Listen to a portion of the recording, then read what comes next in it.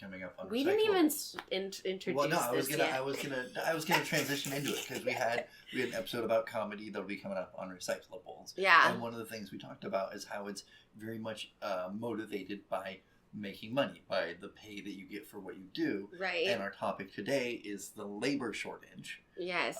Which one component is the pay you get compared to the work you're doing. Like, yeah. What is your the sacrifices you're making, the danger you're putting yourself in. And I mean, depending on how marginalized that you are, you could be putting yourself in a lot of danger in what could be considered by some people a safe job. And what we haven't done, though, is introduced ourselves. Okay, so, well, first off, this is News Dump, where we compost the bullshit for you. We've argued that not only is it because we're taking disparate sources, like the scraps from your kitchen, but I would also make the argument that we're also proving that a bad source can be a good source once you add more context around it, because you can figure out what they left out, what they highlighted, what take they took, and potentially why they were doing those things, and what would they potentially be trying to accomplish with misleading you. And today, yeah, we're talking about the labor shortage. I had the luxury of reading 3 articles about 3 semi-shitty sources, and my host, the wonderful Patrick Thomas Perkins. Co-host. Let's be fair. Co-host. Okay, my co-host. Yeah, don't give me too much. We can give me credit on my show. I guess we're co-hosts on this one. Yeah. I don't know. I mean, also all I did was read one article and get high, so I can't. Yeah, I actually did. This is one of the few times, and I'm going to say one of the few times that I may have done more work for something that we've done together than he did. I skimmed the articles you sent me and was like, I don't want to read these word for word. That was also they're, part of the problem. They're definitely sludge. Speaking of time, I'm going to bring this up so that our guests, our audience can hold us accountable too. I have a visual timer. Here's the problem. If I edit it though, we can't say what time is on the clock. Oh no, you're fine. I'm just saying that this is a concerted effort for us to try and be more concise in how we talk to you folks. Because I don't want to waste your time. Patrick, on the other hand, would just keep fucking yapping and yapping and yapping. I'm just saying Corey bought me this lovely timer on Amazon. I made him because he loves me.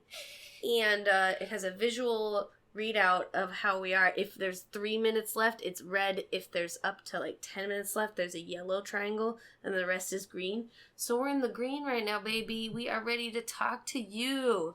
All right, let's focus. Okay, so I wanted to talk about the articles I found. The first article I found, it's from a Fox outlet, so get ready, folks. Out of Atlanta, and it says, expert breaks down factors contributing to the labor shortage. What's really interesting is that at the end of this article, they straight up said that, like, things will get better as life slowly returns back to what it was pre-pandemic. And I just feel like that's a weird confidence, first off. And second of all, just wild to be like, get better pre-pandemic. Things were not better before the pandemic. Things were bad then too. It's part of the problem with like build back better, go to normal or back to normalcy or whatever. Like my normal was not great. Exactly. According to the numbers, so in this article, according to the numbers of the U.S. Labor Department, there were 10.4 million jobs open in August. The numbers also show that 4.3 million people voluntarily quit their jobs in the same month. This is the highest number in decades. I will disclose that I actually was let go in the middle of May this year because the online bank that I worked for was closed down by our partner bank, i.e. Daddy Bank. And so I've actually have been unemployed since then. So I am a part of that statistic, and Patrick is that part of that statistic as well. In my own, like, I couldn't do work anymore with the way. It's because he's broken. I am broken. Yeah, no, I've got 3 missing vertebrae, a slipped disc, degenerative disc, pinched nerves, spina bifida, tethered spine, arthritis. So I couldn't do. And all of the things that are undercover but were a factor of growing up in poverty that we'll probably learn are a thing 10, 20 years from now as we keep learning more things about just the base level effects of poverty on children and growth. Patrick and I are what Fox News would describe as lazy or useless. I am definitely useless. Yeah, you're the useless, I'm the lazy. I would argue I'm pretty useless too, when in reality it's just that... Let's see, what does this article say? Well, and so here's the quotes we're seeing is like, we're observing a whole bunch of people who are on a break, said Dr. Ramith Chalapa. My apologies to this professor for not knowing their appropriate name, how to pronounce their name, but Associate Dean and Academic Director of the Master of Science in Business Analytics Programs at Emory University. Was that a real word? University? University, and it's Goizueta Business School. Goizueta. So this person works somewhere very specific. A Doctor Who character has a quote about labor rights. Is what you're telling me. Yeah, we can... I apologize to this. I'm sure I apologize. I do not want to say your name incorrectly. Your career... I don't care about their first name. That whole series of, like, college and school. Yeah. Like, that sounded like a magical... That sounded like a competitor to Harry Potter. Like... And so he's arguing that a big part of this is just because people are reevaluating their life. It's come to their attention that there are people who don't want to return to the office. There's also specific instances of folks who are, don't have jobs because they were fired because of vaccine mandates. That's definitely part of it. One of the big things that people are starting to talk about more is that we've lost over 600,000 people at this point. Is it even more than that at this point? What's funny is that's not in I ended up reading the kind of further left article. That didn't show up in mine either, now that you mention it. I didn't, and it's messed up because it's one of those internalized things that I didn't even register with myself, that like we have to deal with deaths, like, oh yeah, there's just a lot less people now than before. Even if 1 in 100 people is gone, it's 1 in 100 people. That's not nothing. It's about 750,000 right now, so 747,000 according to Google's information.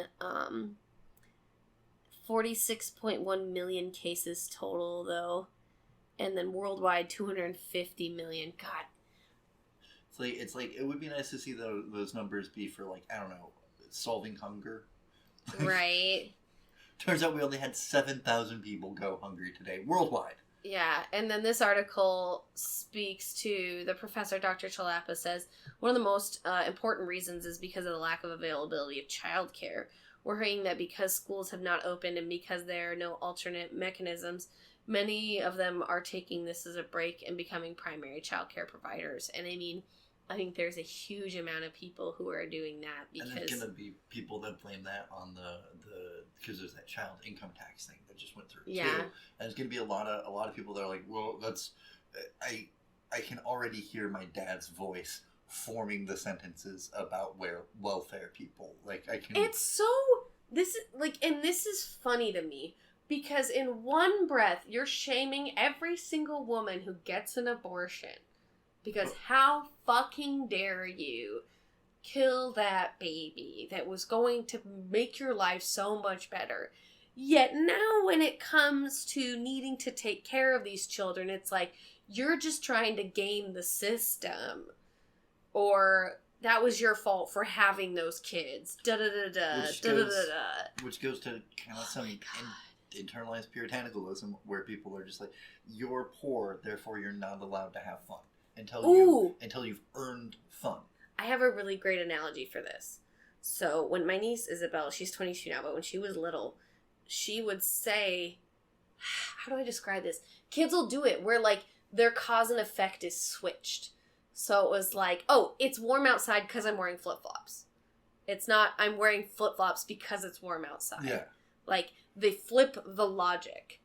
It really is internalized, which is the rough part, because we can acknowledge it in ourselves a little bit, and I think that makes it, when it's something you can acknowledge is a problem, because it's all tied in this root myth of like productivity, and you earn, it's this really weird thing that's like intersectional of patriarchy and white supremacy and capitalism. Like the whole anti-life equation gets together, and they're like, you have to earn the right to exist. Right. And my counter argument to that is like, nobody asked me if I wanted to exist. Like, nobody, I did not consent. So maybe we should treat this like a consent crime issue, and you need to be a little nicer to it.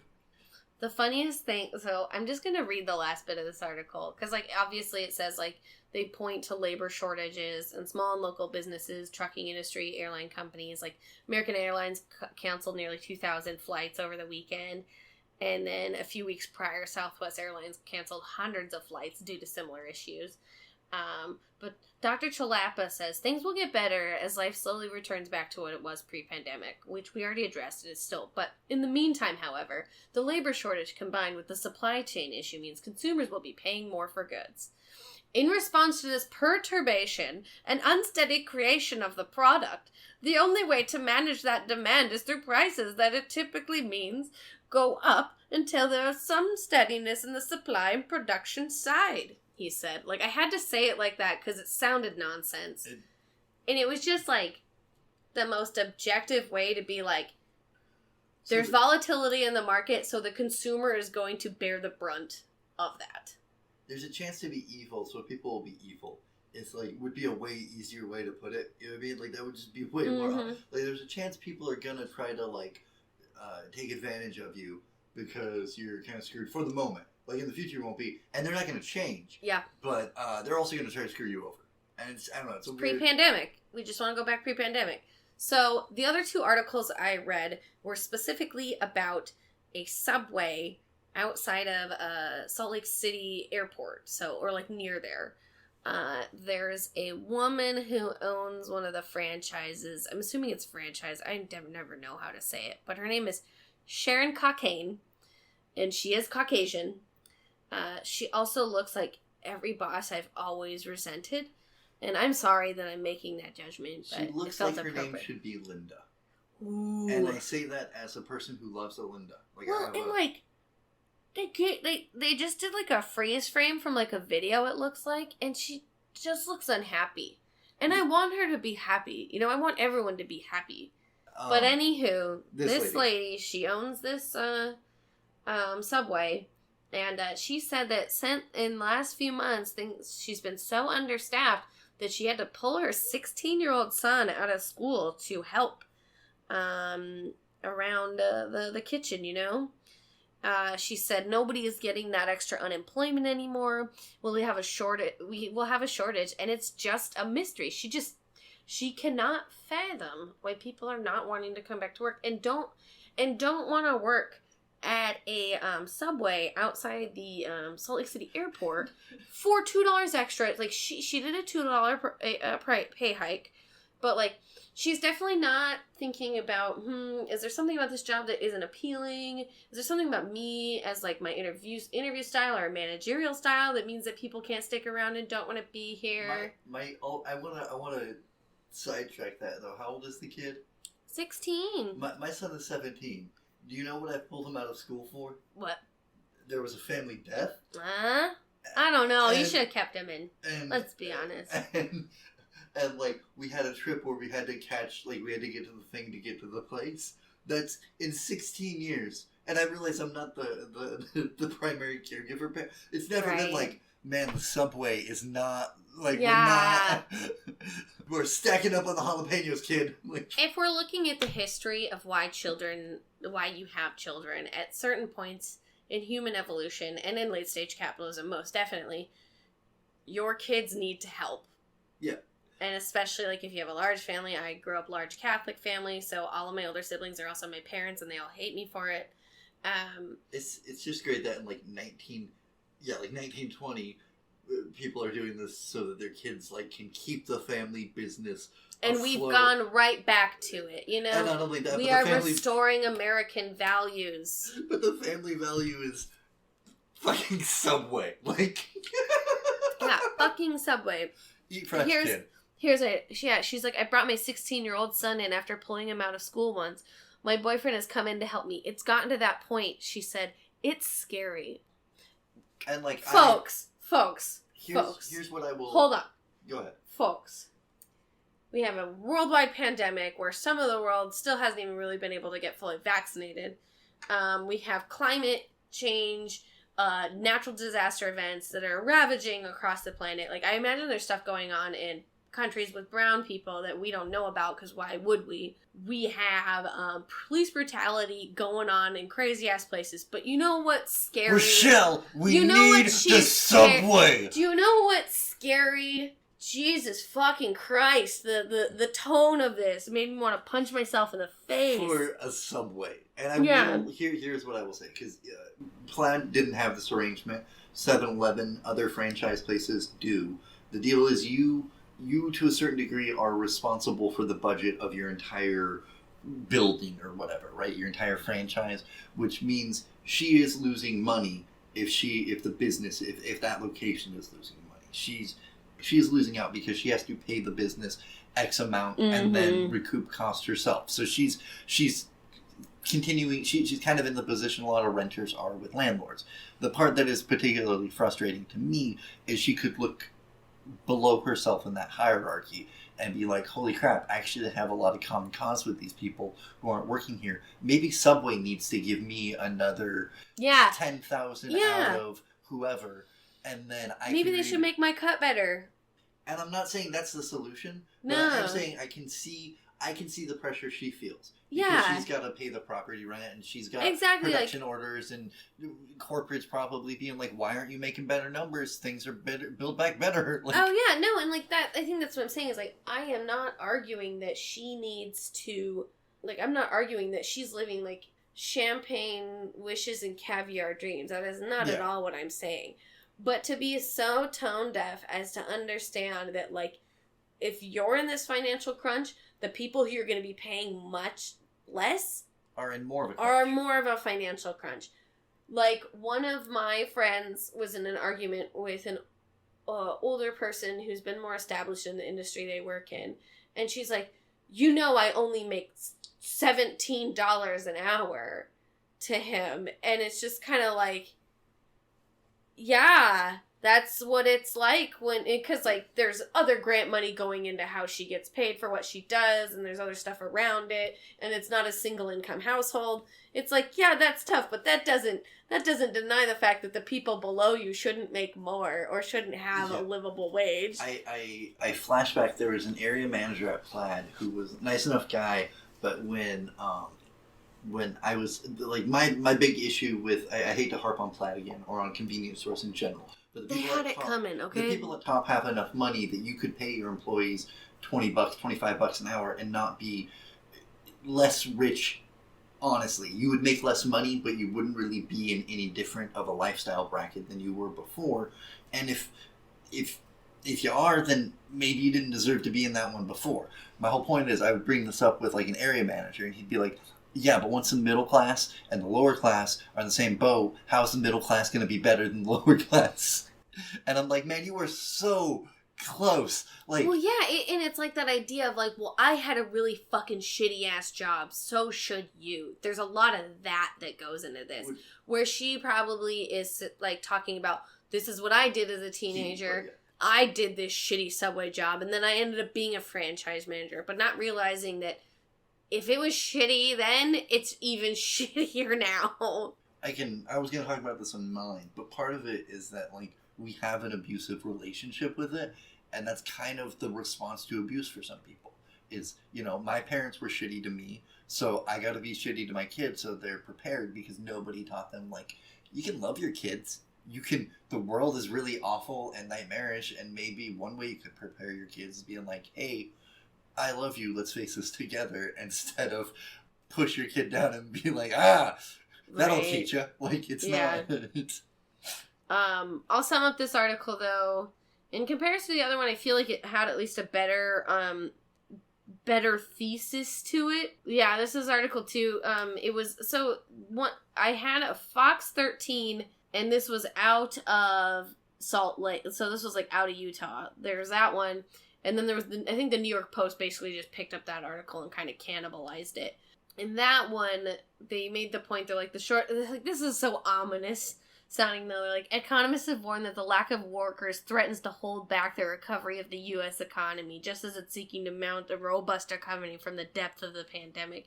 And it's just really fascinating that they frame it that way, as in, like, it's our fault because we're not working. We could have a really nice economy, guys, if you would re-enslave yourselves. Yeah, please. if you would buy back in the system. If you would come back and get that gym membership again. And all the gold gym can stay open. That's kind of probably my most leftish take is that our system is slavery that just asks you to sign up. Right? Like, yeah. It just says, hey, where do you want to be in terms of conditions? And, like, privilege is how much outside of those constraints you can exist without them affecting your quality of life. Yeah, and so it's going to be the same people in charge. They're just like, hey, I don't hate you anymore. The circumstances of life psychologically abused you such that you're like, well, yeah, I will die without a job. I guess I'll settle for Burger King. And now people are like, oh, I guess I don't have to settle for Burger King. But the interesting thing they also wrote was it's unclear what's at the root of the shortage, with some suggesting that workers won't return to work until companies hike wages and benefits. While others speculate the U.S. labor market is fundamentally altered since the beginning of the pandemic, with many now seeking to earn money on their own terms rather than through wages.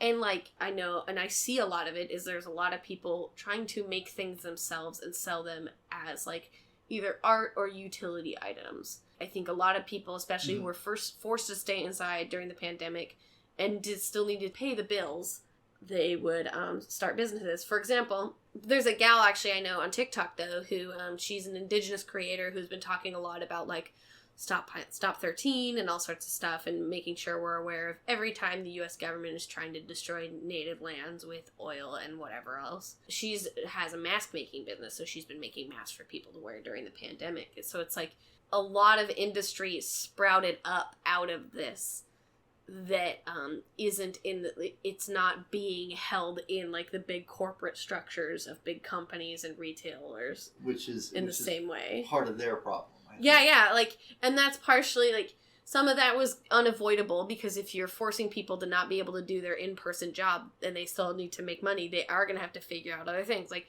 for example, a lot of live performance, like stand-up, drag, stuff like that, went to Zoom.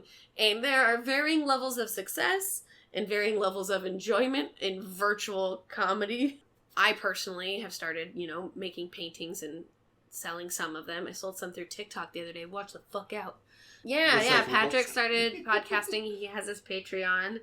Like, I know a lot of other people who've either have figured out a side hustle or their new hustle, or figured out I can maybe go back part-time and then do what I have already established on the side. So it's definitely shook up how we are more traditionally paying bills. Which actually gets to the article I read. Do you want to do your third one, or just skip to... No, I think if there's anything that's important, I'll add it in there. Okay. I did the Vox article by Randy Mola. I think their opening line is actually pretty solid to what the rest of the article goes over. If there's one thing many workers have learned from the pandemic, it's that while money is a lot, it's hardly everything. I think that is the kind of hidden lesson that capitalist class people, like, I say capitalist class people, but I just mean people who think exclusively in terms of, I've got to make money, humans are things for me to exploit. They're not going to understand the idea that money isn't everything. I don't know if we've had this conversation on the podcast yet or not, but, like, I've always had this notion of shit rent. I've always paid cheap rent, but there's always been a shit cost attributed to it. So, like, maybe I've only paid $500 a month, but I have 97 roommates and we all have to fight over a bathroom. Right. Or whatever. And it's there's something similar at place with job. Well, and shit rent in the fact that when you are paying rent, you are paying someone else's bills and you can't even get a tax credit for it. When you're paying a mortgage, that's something you own. But when it comes to fucking rent, you're paying someone else's bills just to exist in a space. Sorry, I just want... Yeah. Like, you're talking about, like, and what you're talking about is super important, too, that, like, lots of places that aren't legal units, aren't properly safe, aren't in safe neighborhoods. And that's part of the shit rent cost, is you're like, oh, this might fall down on me at any moment. Yeah. But it's... And it's, like, crazy that it starts at, like, you can't even get any money back for it, and dissolves down into you could be in an imminent danger at any time. Yeah, like, I've had places... ridiculously low amount of money, like $100 a month, but it was like I had roughly a closet's worth of space. It was a storage unit, so I had to be around somebody else's storage stuff. And Oh then my God. and then I only got my own space, and then like they could come and go as they wanted because it was their space, and like. So you had no privacy. Yeah, and like I smoked pot, but they didn't, and they didn't even want me to like smoke it in their yard. Like they were like, "Hey, can you go to the far end of the yard, or maybe walk around the block or whatever kind of thing?" And it's like, yeah, I'm good. And it sucks because people take advantage of that situation too, because they're like, well, I don't want to pay my rent, and it becomes this weird catch-22 of they're helping you, but they're not. They're like, hey, I want $100 a month, and I have a space just large enough for a human being. Yeah, this helps Pat get his feet back from under him, but like I said, there's like an extra $500 in shit rent. If you have any issues with any of that living situation, and I'm pretty sure anyone listening would not be happy with this type of living situation, you will need to compensate in other ways. And jobs have like a shit tax, if you will, where it's like, for example, plant shit taxes, you don't get a lunch. That's a good example of a shit tax. Or shit tax, you're so wired after your shift that ends at like 2 o'clock in the morning, or maybe a little earlier, that you have to go to the bar, buy some drinks at the bar so you're at least tired enough to go to sleep. Or working in the bar industry, shit taxes, you're way more likely to drink even if you don't want to, because like it's just so really hard to be sober. And and at the end of the night, like they owe me. Screw it. I'm taking a shot. I'm taking a beer. Like it's. I wanted to talk about the opposite of a shit tax with a job, and specifically because I know this article is going to get into it. Well, yeah, obviously that, but for me, example, working with children is very validating and very rewarding as long as like the place is well staffed, the management is behind you, and you're getting properly paid. In most situations, you might get one of those things, and very rarely is it the properly paid. But you still, because you are emotionally invested in the well-being of children and just people in general, a lot of people will stay in these professions and pay the shit tax of how much it costs and how much it doesn't support them the way that they need to be supported. But they do it because it matters. I'm going to use plat again, but like there's a lot of people there that are like, hey, I'm here because I'm a anchor of the community. People know if they're having a bad day, they can come and see me. There's people that need the corner store because the other store, I need the corner store. You know what I mean? Like I can't go to the grocery store all the time. It's just too much work for me. And so people are aware of that, and they appreciate that bit of pay, but then they're like that bump, as it were, but it's an illusionary pay bump. To get back to the article, this is me reading directly from the article again.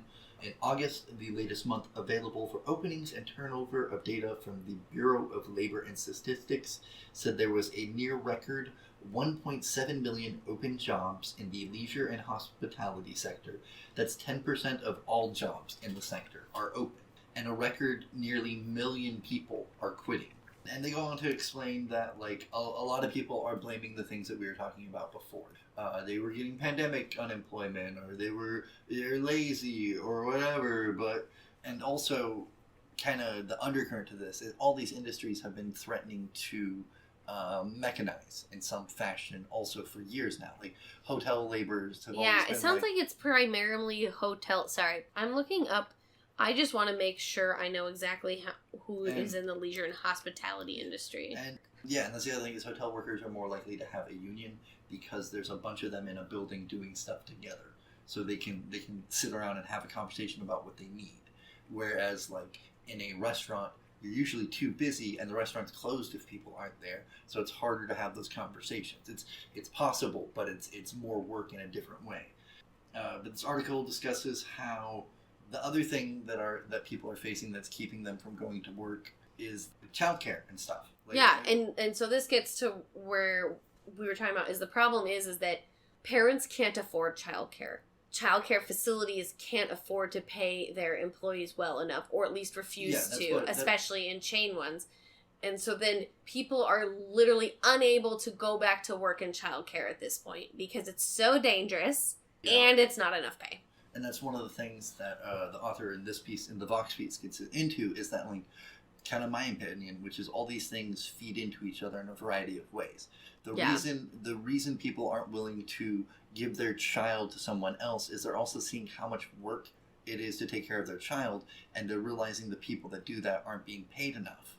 And the people that do that are realizing they're not being and paid they just enough. literally cannot. So they're like, hey, I would rather, like the kid's gonna stay home. Like it's not an industry that's life or death. It's not like doctoring, right? Where if you don't show up, people are gonna expire. It's much more like, well, this kid's life isn't gonna be as inspired, maybe. But then because of that, you feel more inclined to take control of your workers' rights, and that's what the Vox article ends up kind of getting into. They talk about how there are wage increases. There have been, like the average is now $17 an hour, which is pretty reasonable when it was the highest nationwide was like $15 an hour for most of these people. But it's like still not enough. And the issue is it's $15 or $17 an hour part-time, and in industries where that oftentimes get tips, which means their pay gets reduced because they get tips in some states. And then it's like you have a 25-hour work week that equals to roughly $416 and $8 a week, which is after you pay bills, after you have stuff, that's nothing. Well, yeah, so like in Portland, a 1-bedroom apartment is probably going to run you that much if you want to get in town. And that, like, but if you want to Good luck eating. Yeah, if you want to go out of town, it's going to be maybe $1,200. But so that means you have $400 left over for every other expense, and that's not including heating, water, internet, any sort of streaming service. Quoting from the article, Lewis Hyman, a relations professor at Cornell, put it, systematically undervaluing child care, which is considered to be women's work, has led to the situation where people don't want to work in the industry because there's all these sexist points of view that are keeping it from being properly paid. And they touch on it a little bit later, which is like if you have student debt, you don't want to get more schooling to owe more money to not get to have access to that money. If you don't have specific like early childhood credentials, most likely you're going to be making the base pay. And if there are raises, it's going to be like maybe 25 cents. The place that I worked at here in Portland, I will drop this name, Grandma's Place, boo. They expected you to do professional development, pay for it yourself, do it on your own time, and you were required to do it every year. It was just fucking wild that you could put so many hoops in front of people, and there's still people willing to do it and care about your kids and put up with your shitty parenting that you sometimes will have, because none of us are perfect parents. And like the Vox article gets into a solution being unionizing. But the problem is that there are restrictions on how you can start and form a union in a variety of industries. Oddly enough, the governmental process gets in the way. There are non-governmental entities such as Unite Here, which is kind of close in tradition to the Wobblies, which are kind of like overarching unions as opposed to unions for specific fields. Dee Taylor, the international president of Unite Here, is quoted in the Vox article, if workers held the power, or are understood that they held the power, they'd be making $30 an hour. But the fact that people don't band together and work together to realize that, and yeah, there are things in place that get in the way of that. But it kind of gets to the point I was trying to make with cost and convenience, which is like comfy middle class people who are doing okay can get involved for people at these lower levels to... We could, you and I, if we wanted to, go to like all the hotels in town and be like, hey, why don't you guys start a union, right? And give them the information. The reason you and I don't is I'm missing 3 vertebrae and you haven't had the information, I guess. Primarily. And also, I'm very depressed. Yeah, no, and you've got social anxiety issues I'm not going to like have you fight through on. But that's, my point is that there are people who fully bodied, no social anxiety issues, and are like, they got an extra bedroom and they're like, man, I kind of feel guilty about this. Well, you know, maybe find a Unite Here. That's a pat hot take. It's kind of implied in the article. My really hot take is that, like, I think eventually we will get our heads together and improve conditions, maybe in the Northwest, maybe in America, for people labor-wise, rights-wise. But I think if we do that, we need to have a further goal, an extended goal, towards a kind of international solidarity. Because these issues are going on in France to a certain degree. The nuance is different, but they're facing... Yeah, these issues are going on everywhere. Like, South Korea just voted to go down to a 60-hour work week instead of an 80-hour work week. what was it? Which China. just means they have to pay you more if they work you more, which is again that thing of I was saying earlier of it's like voluntary slavery. It's I put a gun to your head and say go to work.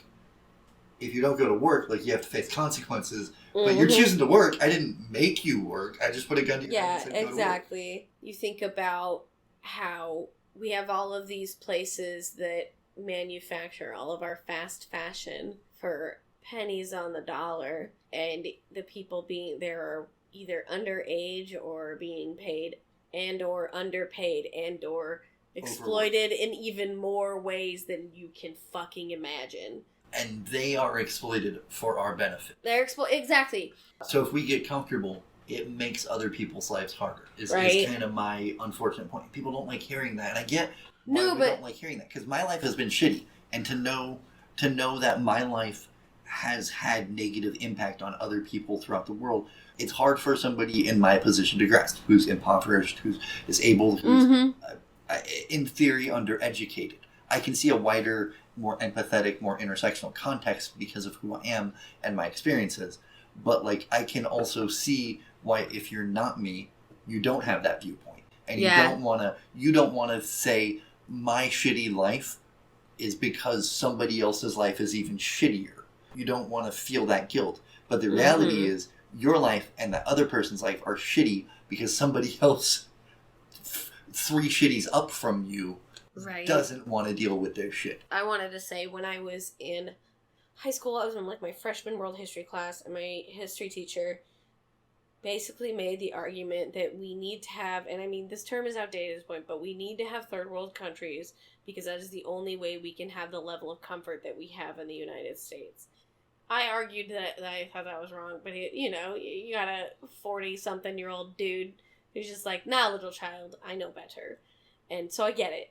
But it just was really fucked up that, like, not only did he grasp that that's a thing that happens, he argued that it was necessary. I'm pretty sure he couched it in terms of a necessary evil. The necessary evil needs to die just as much as the devil's advocate. Neither of those things are a thing.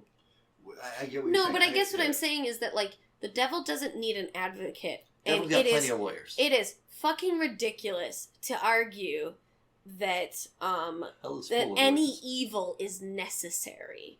It's kind of like that whole, like, if something tragic has happened in your life, like, well, look at the silver lining, or like, God was testing you, kind of shit like that. And it's like, no suffering is required. In my opinion, there is, in my philosophical opinion, there's natural suffering and there's unnatural suffering. Natural suffering is, guess what? Your parents are going to grow old and die. Accidents happen. Sometimes you live longer than your kid. Tom and Bella Cody are living forever. Do not say this to me. Other than Tom and Bella Cody. Thank you. All other parents are going to die. But there are unnatural consequences, like why are they dying of starvation in an era where we could feed every person? We have the food to feed every person. That's where I think that, like, there's natural suffering. As in, like, people do die of natural causes. There are people who will die of genetic conditions. There are diseases that will kill people. But the idea that we need to have people working for slavery wages in other countries and being put in conditions that are beyond our imagination in a lot of reasons, and say that is necessary for us to live the way we want to live. People are going to die. That's right. So why are we sacrificing people? We got really off on this one. My apologies. I don't think we did get off because it goes back to the same thing, which is the mentality of build back better, of back to normal is normal sucked, right? Yeah, normal. I'm pretty over normal. And like, okay, let's get back to better, but you have to actually have better. And to have better, you have to acknowledge the faults of the past. And in the past, we had jobs that were decided by racism and sexism and other isms. And we had pay that was inadequate because of opinions that were reinforced by that. Like, the bad guys are intersectional. They're going to be racist and sexist and capitalist. Here's a thought. If you watch, like, fucking business news, like CNBC or Fox Business or whatever, or listen to an entrepreneur, which no one needs to listen to entrepreneurs. It's not necessary. You can live your whole life and be a full person with never sitting across from an entrepreneur you met through Tinder. Sorry. No one. That sounds very specific. I'm sorry, but I get it.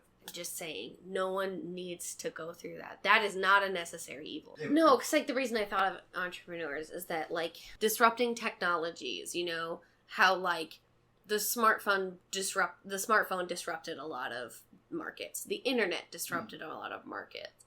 You could argue that like the appification of a lot of things has done that as well. Yeah. But so what I think is what's really interesting is that if it's something that the market didn't create, it's not considered an opportunity.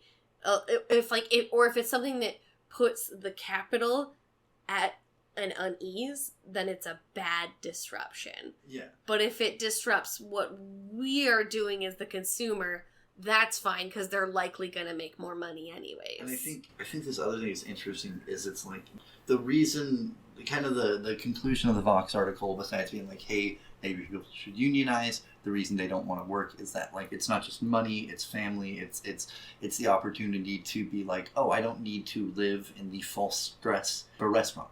Right? Yeah. Like, because a restaurant is just artificial stress. Like, you have this deadline and you have this... It's like that meme where the guy who worked in corporate or, like, CEO, he's like, some of those people cry from the stress. Yeah. And it's like, you ever worked the line during a rush and, like, fucked up 3 orders in a row? You will be crying if you're me. Yeah, and it's not a real...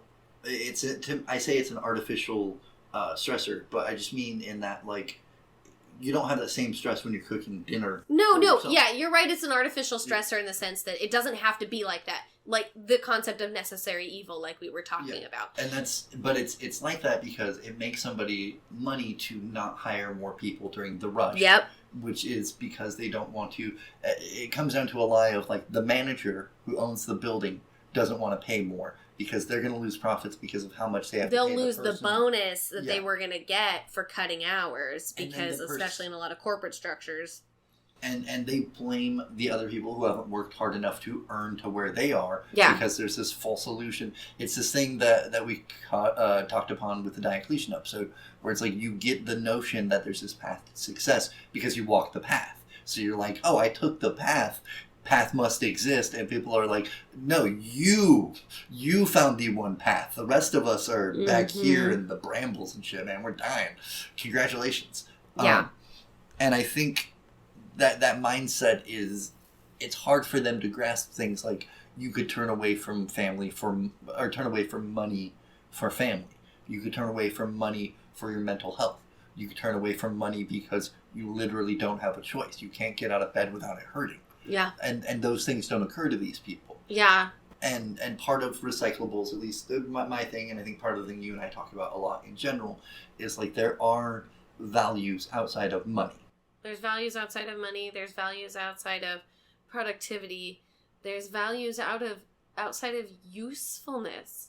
Like, a lot of comedy does not serve a true utility. But it does have a purpose. It does make people happy sometimes. It does make people sad a lot of the time. Sorry, I'm just talking about my personal experience. While we were talking about this, I was thinking about my experience with business owners, particularly kind of an entrepreneurial type.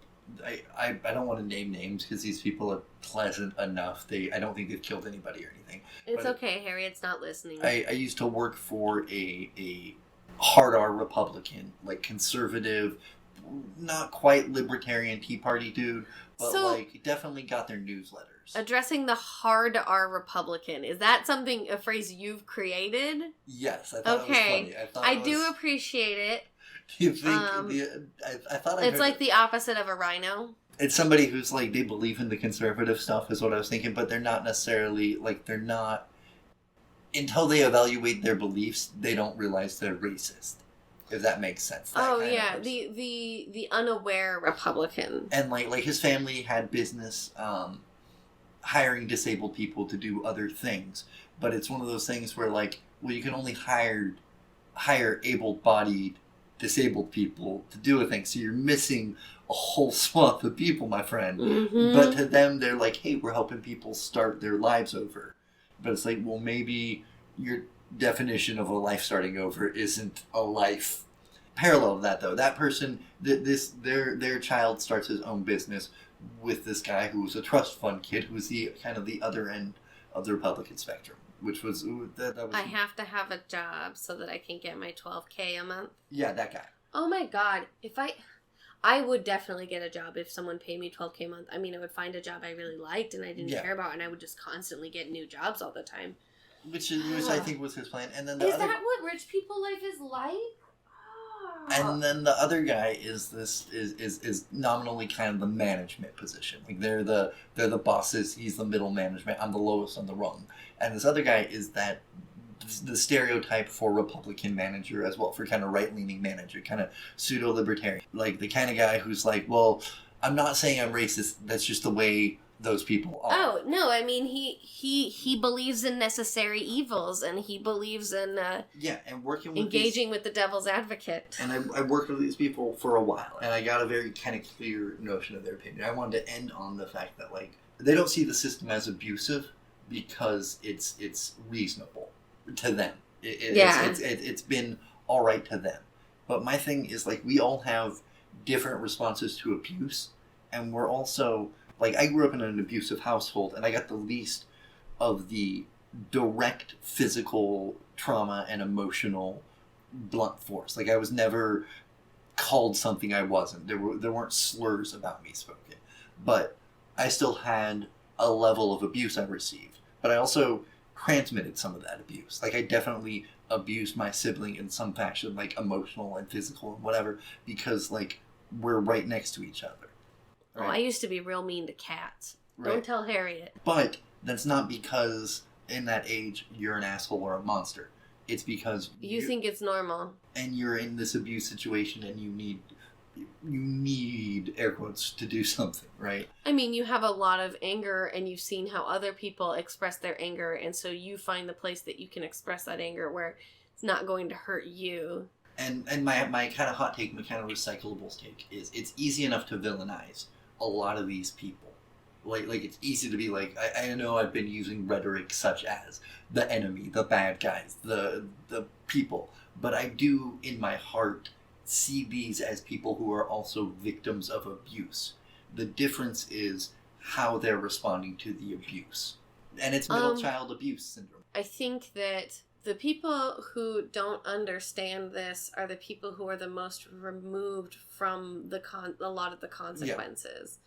Like, you and I can see the stuff on the news about how doctors and nurses and medical professionals and the cafeteria workers and the janitors who work in hospitals are just beyond overwhelmed. But we personally didn't experience it, so we just have to listen to their accounts. Well, when you are in the positions of the people who don't understand about this, there isn't really any incentive for you to learn about what's going on. So, of course, the high-minded analysis that's going to come from journalists that work for big corporations that aren't interested in actually educating the people is to find a story that goes with what people want to hear as well as the things that they will relate to. A small business owner, a Subway owner, struggling to staff her store. That makes sense, but interviewing one of those kids who doesn't want to work there and be like, why don't you want to work at that Subway? That kid might have some opinions. He might have some opinions. And so, like, I guess that's my takeaway from this is that they consider it a labor shortage because they only see us as labor. We see it as everything is beyond fucked up. We are at the brink of a climate crisis. Oh, wait, we're at the climate crisis. No, we're not at the brink.